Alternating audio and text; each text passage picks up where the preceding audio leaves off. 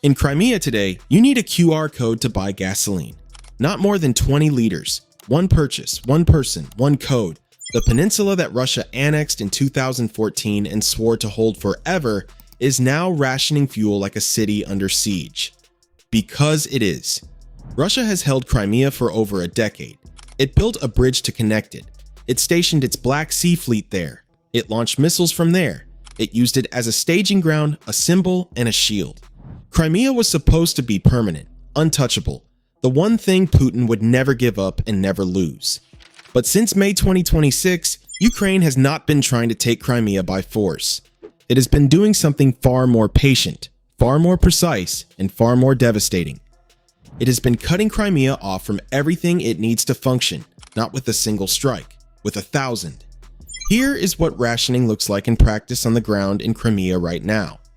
In Sevastopol, Russian authorities publicly admitted that key fuel grades were temporarily unavailable. Major fuel chains restricted daily sales after supplies ran out within hours of opening. Truck drivers, civilian contractors who have been running fuel convoys for years, are now refusing the route. Not because they were ordered to stop, because they are afraid. Ukrainian drones are hunting convoys on the roads, and the drivers know it. When a fuel tanker does get through, people cheer in the streets. That detail matters more than any military statistic. When a successful delivery becomes a cause for celebration, it means successful deliveries have become rare. Crimea is not running low on fuel. It is running dry. To understand why Crimea is choking, you need to understand its geography. The peninsula connects to the Russian-controlled mainland through exactly 3 land routes: the crossings at Perekop and Chonhar in the north, and the Kerch Bridge in the east. That is it.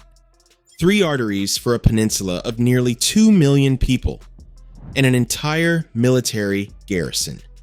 Ukraine has been systematically targeting all 3 simultaneously. The Chonhar Bridge was struck 2 nights in a row in early June 2026. Damaged, closed to traffic. Russian occupation authorities told drivers to take the longer detour through Perekop. The Kerch Bridge, already damaged in previous years, is now considered too dangerous for fuel tankers and freight trains. Russian authorities have effectively banned that transit for flammable cargo. And the new road Russia built along the Sea of Azov coastline, the alternative route constructed specifically because the original routes were becoming too dangerous, is now being hunted by Ukrainian medium-range drones as well. Fuel trucks are being spotted, tracked, and destroyed before they arrive. Russia built a backup road. Ukraine found it within weeks. The land routes were always the most vulnerable link. Russia knew this, so it built redundancy, rail, sea, and ferry connections to carry fuel when roads became impassable. Every redundancy is being dismantled. The railway option is collapsing because companies are refusing to provide tanker wagons for the route. The trains are targets. They are uninsurable, and Ukrainian strikes on tanker wagons in the Krasnodar region, before the fuel even reaches Crimea, have demonstrated that the rail network feeding the peninsula is under pressure long before it arrives at the crossing. The sea option is failing for the same reasons. Ferry capacity has dropped. Vessels are delayed. Staff shortages, equipment failures, and long queues are backing up at the terminals before cargo ever reaches the peninsula. And when it does arrive by sea, it faces a second threat. Ukraine struck the sea oil terminal and fuel depot at Feodosia, the main maritime fuel entry point for Crimea. The supply chain is being broken at every link, not just the first one. And then there are the storage depots on the peninsula itself. Ukraine has repeatedly struck fuel storage facilities across Crimea, including the Semikholodisyanska depot, which serves as a direct military resupply hub, and the Atan Fuel Company storage site in Feodosia, where a fire broke out this week. Russia confirmed it. The reserve buffer, the stored fuel that allows Crimea to survive delays without immediately collapsing, is being burned away strike by strike, and private companies have stopped volunteering their storage facilities. They do not want to become targets. When the buffer disappears, every missed delivery becomes an immediate crisis. Russia has now crossed the threshold from managing a shortage to reorganizing an entire territory around scarcity. The governor of Crimea announced that priority fuel allocation will go first to public transport and state services. The governor of Sevastopol confirmed the QR code rationing system, 20 liters per person, per purchase, tracked digitally. This is triage.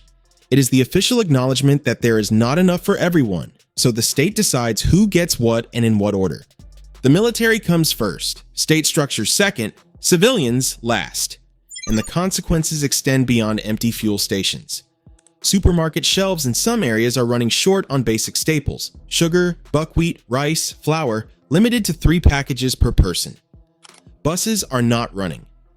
The black market for fuel is active and growing. What the script described as a looming scenario is today's confirmed reality, verified by Russian officials themselves. Here is why this matters beyond the humanitarian picture. Crimea is not just a civilian territory. It is Russia's primary launch platform for airstrikes against southern Ukraine. It is the logistical hub supporting Russian forces along the entire southern front. Every S-400 battery, every missile launcher, every armored column operating in the south draws resources from Crimea. When fuel is rationed, Russia faces a choice it cannot avoid: feed the military and let civilian life collapse visibly and politically, or stabilize civilian life and weaken the military's operational capacity. There is no third option. Every truck diverted to escort a fuel convoy to Crimea is a truck not supporting front operations. Every resource locked into keeping the peninsula functional is a resource subtracted from the war. Ukraine is not just burning fuel depots. It is forcing Russia to spend its remaining logistics capacity on survival rather than offense. The blockade is working, not dramatically, not with a single explosion, but systematically, deliberately, and with compounding effect.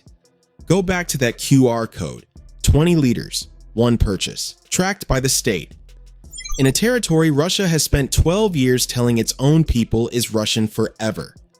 That QR code is not a fuel management tool. It is a confession.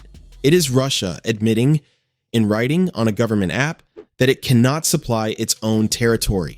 The Chonhar Bridge is closed. The Kerch Bridge is off limits for fuel. The Azov Road is under drone fire. The ferries are delayed. The depots are burning. The reserves are gone.